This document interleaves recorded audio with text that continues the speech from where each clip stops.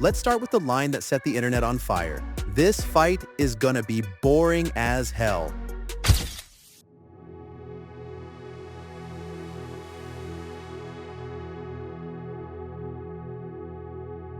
The fight's going to be boring as hell. Because any fight he's in is boring as hell.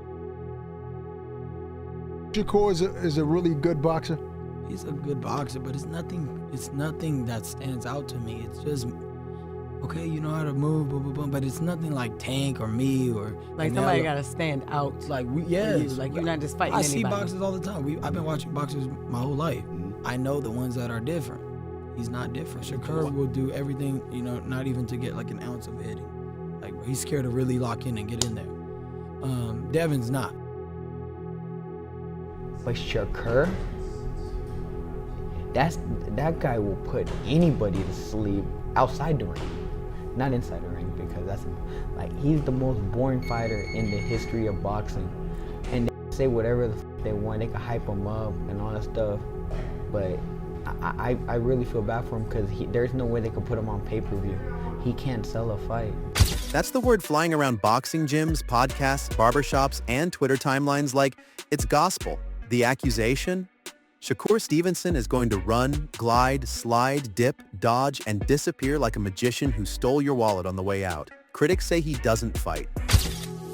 Boxing pros are weighing in on Teofimo Lopez versus Shakur Stevenson, with many predicting Shakur will rely on movement and defense. Critics label his style as running and boring, while others argue it's high-level ring IQ. What do you think about the criticism that Shakur gets? Like people say that he's boring and all that. he's not entertaining. I mean, look, he's like an Andre Ward style. Andre Ward wasn't really that entertaining, but got the win. I mean, that's what boxing is all about. So I used to love watching Andre Ward fight because it was so punch perfect. I watched his footwork, how he moved to the right, to the left, and I trained with him as well, with Virgil, and I used to watch how he trained and how he fought, and I thought how he puts his hands there and uses it as a defense, and then pulls your hands down and catches you over the top, and them little things. So this is a fight that people get, because you got two different styles. You've got an offensive, defensive in Lopez, and you've got a defensive in Shakur. As the boxing world gears up for one of the most awaited fights of early 2026, discussion has centered not just on who will win, but also on how the fight will unfold. When it comes to explosiveness, I would have to go with Teo. When it comes to actual rapid speed, I would have to go with Teo. But when it comes to body punching, when it comes to good timing, when it comes to craft, I would have to give all of that to Shakur Stevenson. What do you think, Doug? They're both boxers. I look at Stevenson as a versatile technician. I look at Teofimo. He's a boxer puncher, but his specialty is his counter punching. Listen, if Stevenson wants to be on his stick and move game, very difficult style matchup for Teofimo, and maybe not that entertaining to the fans. Because Stevenson's longer. Exactly. Stevenson's defense probably the best in the game, and he's longer. Great reflexes and timing, and so does Teo. That's why he's a great counter puncher. But Teo's, he's a very special athlete, and as a competitor, he is one of those guys who saves his A game for a fellow elite opponent. That's when he really rises his game and shows us that Teofimo Lopez. He evades responsibility. They claim he's mastered the art of winning without entertaining, that he's more allergic to getting hit than a cat near water. But here's the part nobody wants to say out loud. When people call Shakur boring, what they really mean is he doesn't give them violence on demand. He doesn't bleed for their approval. He doesn't trade his brain cells for applause. And boxing fans? Oh, they hate discipline when it beats chaos. I say these days. Shakur Stevenson, well, of course, he's now 135 after all that stuff, and then Devin Haney. Right, so why people even talk like he the best at, he didn't even fight at 135 yet. Right. He didn't even have power at 126, 30, or none of that. He is good. Okay. How can you, all that's just okay. How can you stop people that can actually hit? No matter all that boxing, you're going to get hit. Teofimo Lopez, on the other hand, is known for his athleticism, power, and aggression. As a former unified champion at lightweight and now a defending WBO champion at super lightweight, Lopez's game is built around taking the fight to opponents and landing decisive punches. Shakur, we haven't seen him around 140. We have seen Teofimo do good at 140, so it's a tricky one. I think it's a 50-50 chess game inside that ring. if you had to give somebody 51, the other guy 49, like the smallest You're edge. gonna put me in the spot, but only because I fought him before. I'll give him that 1% to Shakur because I've fought him. I've never stepped in the ring with Teofimo. I've seen him fight, and I've seen him personally spar, and I've seen him.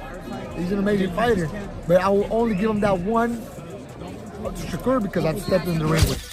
Calling Shakur a runner is like calling a chess grandmaster a coward for not flipping the board. The man doesn't run. He controls space. He doesn't retreat. He repositions.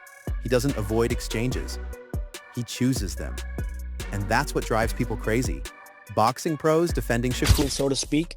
He's coming for my crown at the, super lightweight division. And honestly, nevertheless, it's all about the fans.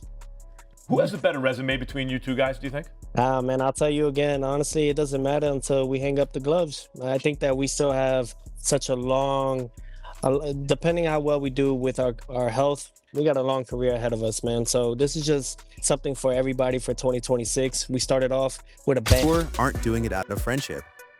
They're doing it because they recognize something terrifying. Shakur makes elite fighters miss by inches, then punishes them emotionally.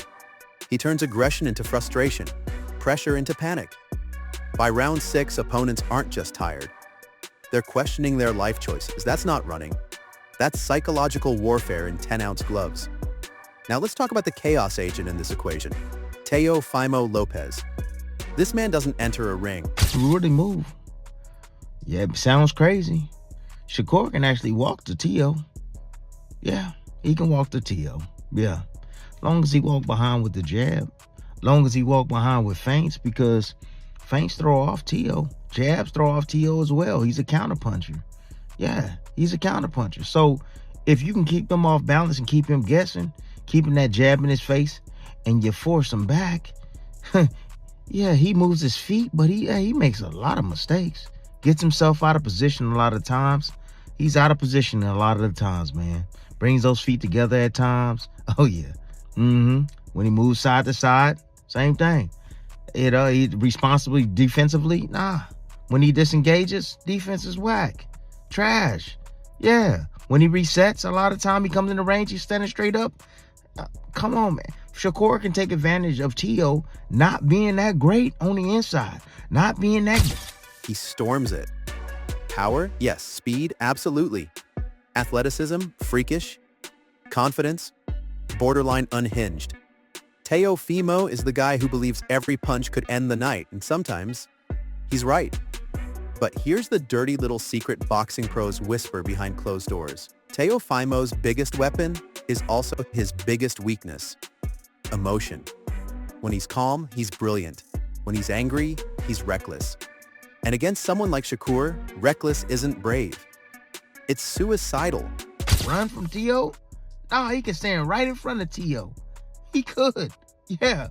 And see all them shots coming. For sure. You already know the punch selection that he gonna use. Punch selection gonna be he gonna try to use his jab at a rapid pace. Of course. He gonna try to out-jab Shakur. Of course. Flicking it out there, flicking his jab out there, man. Trying to get some sort of response. Or flicking it out there, trying to just close the gap on Shakur. And he gonna throw the right hand downstairs. Yeah, that's what he gonna do. He gonna be looking for that right hand, then he gonna try to sneak him up top. Yeah, it's plain and simple. Sneak him up top. That's it.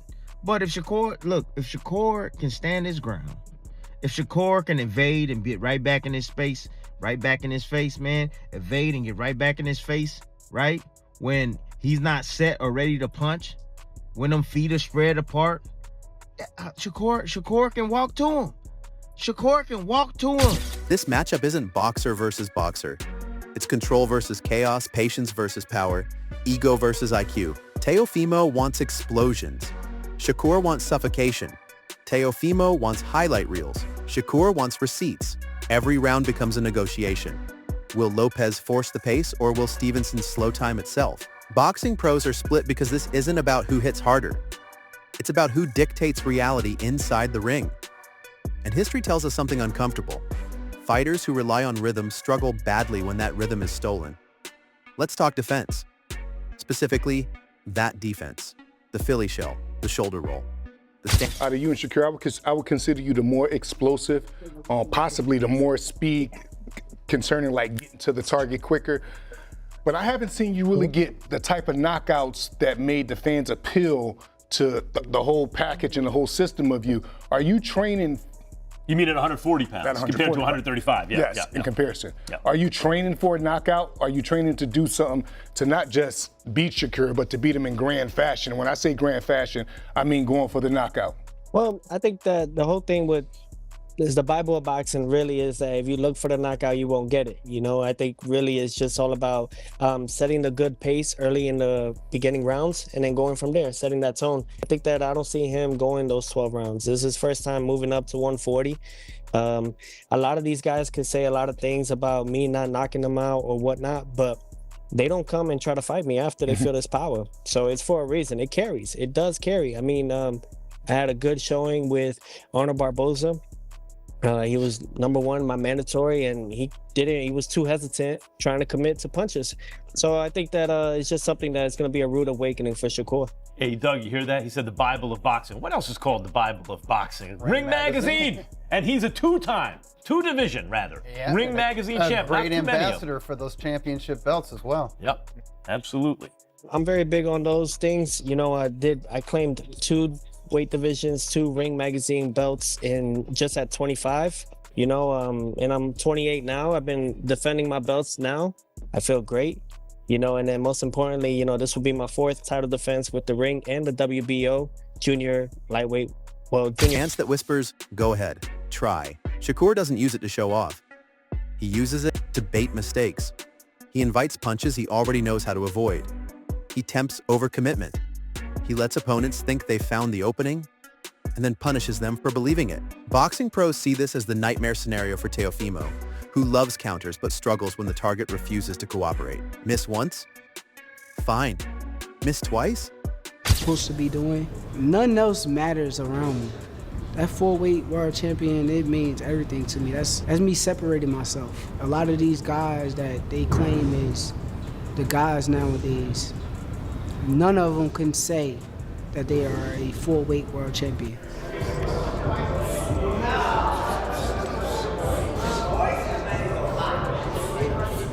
He got a lot of weaknesses, though. He's a very good fighter, but I do see a lot of weaknesses. He's not going to correct them overnight. It's going to be the same Teo that we done seen 1,000 times before. He's going to come out there trying to perform highly, and I'm going to take advantage of it. But as far as the weaknesses, I'm going to keep them to myself. He talks about this and that and about I was jealous of him. No, I'm not. You were a 2016 USA silver medalist. You're gonna get your signing bonus and all that extra stuff. Thing was, they were trying to secure him in a different route because they had put a lot of money in him. Me, I think I was just supposed to be Still okay.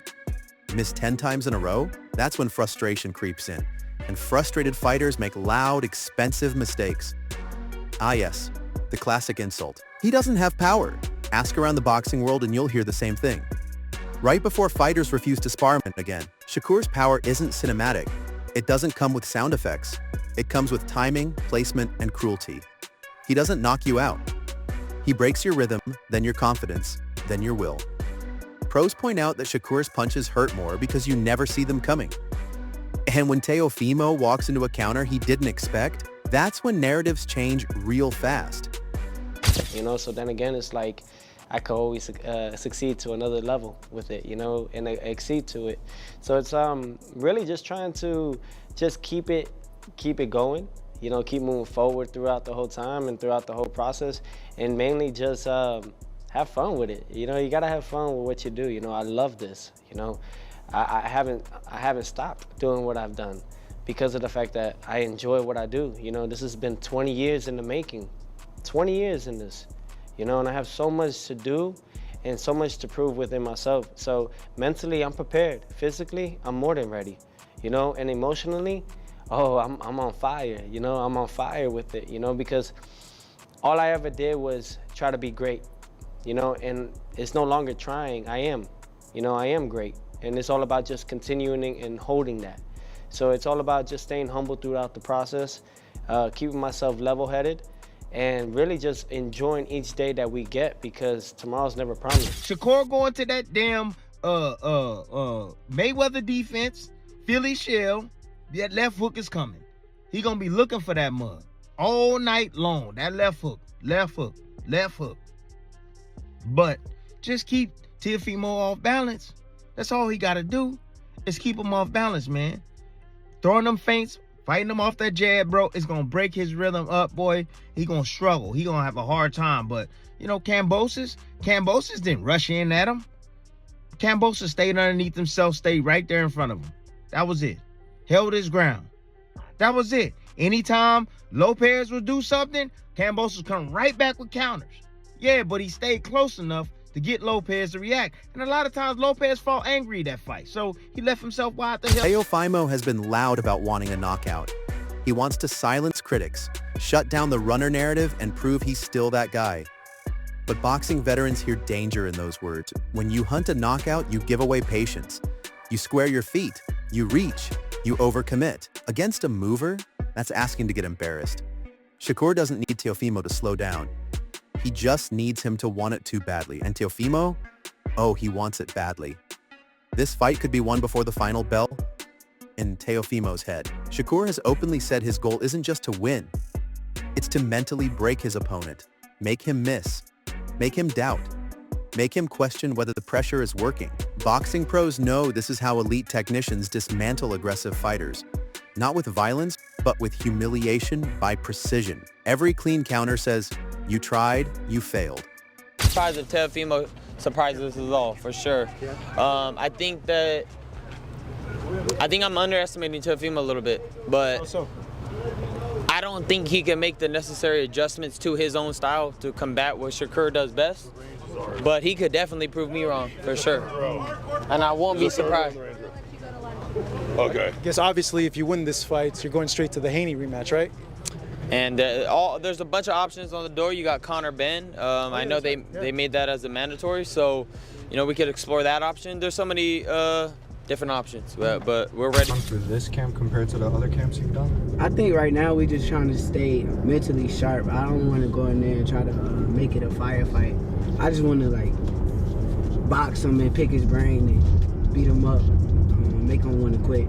Mentally break somebody down, it's like I'm hitting you and you can't get anything back. You know, that's like frustrating for certain people. After a while, you know. And when that message repeats for 12 rounds, even champions crack. Some analysts believe Teofimo's power will eventually find the target. Others are convinced Shakur will coast to a decision that makes Twitter furious. But there's a pattern boxing insiders recognize. Technical boxers with elite distance control tend to neutralize explosive punchers. Unless they make mental errors. And Shakur, mental errors are not his brand. He doesn't rush, he doesn't chase moments. He manufactures inevitability. That's why so many pros quietly lean toward him. Not because it's exciting, but because it's effective. Here's the final twist. If Shakur wins by decision, half the internet will scream robbery, boredom, and running. If Teofimo lands the bomb, they'll call it destiny. But boxing doesn't care about your expectations. It rewards execution. This fight will expose something uncomfortable about the sport. Fans love violence, but greatness often looks like control. And whether Shakur dances to victory or Teofimo detonates the night, one thing is guaranteed. Someone's narrative dies in that ring.